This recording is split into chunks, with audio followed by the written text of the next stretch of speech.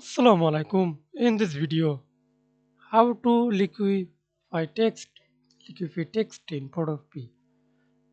Let's begin. Create a new file, create a new layer, select the text, right click and type anything.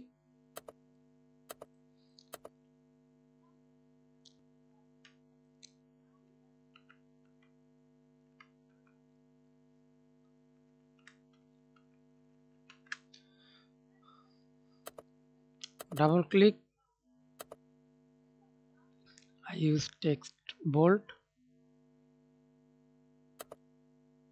okay, loading, okay, again double click and resize, resize the text, then go to filter tab, see this liquify, rasterize the layer, right click, convert to smart object, again right click, rasterize, then simply go to filter tab and use liquify. See this size, you can use for keyboard bracket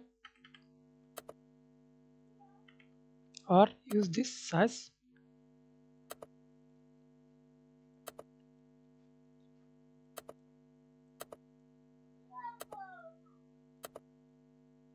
Okay, density, background, without background, with background, reset. Thanks for watching video. Please subscribe to my channel, like, comment, share.